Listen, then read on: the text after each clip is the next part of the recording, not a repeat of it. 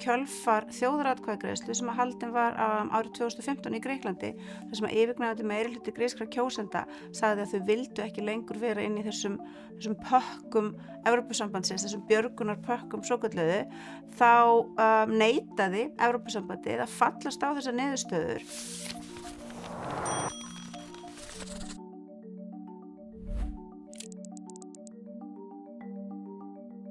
Staðreyndin sú að á Íslandi stéttarfélagsaðild mjög há. Hún í raun sú langhæsta í öllum heiminum. Hér eru 90% vinnandi fólks í stéttarfélögum, verkalýðsfélögum, sem að gera það auðvitað verkum að félögin geta haft mjög mikil áhrif ef þau það kjósa. Þegar við skoðum stöðuna í Evrópu þá hún gjörólík. Þar eru miklu færri í stéttarfélögum, það auðvitað mismunandi milli landa, en heilt yfir eru miklu færri og þróunin þar hefur verið sú að þar hefur stéttarfélagsaðild dregist saman, henni hefur farið aftur. Það hefur einmitt alls ekki gerst hér.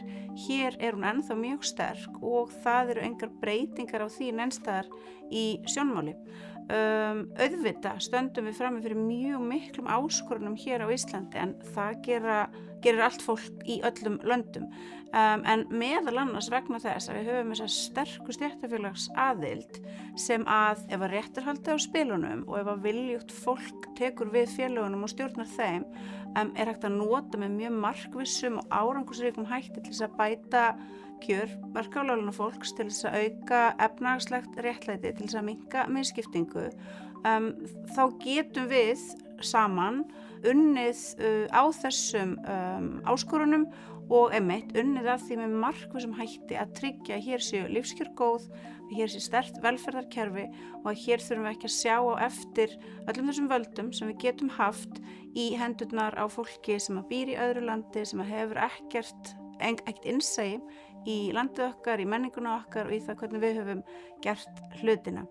Og þetta eru meðal annars þær ástæður sem ég hef fyrir því að ætla að segja nei í þjóðaratkvæðagreiðslunni sem haldin verður 29. ágúst næstkomandi.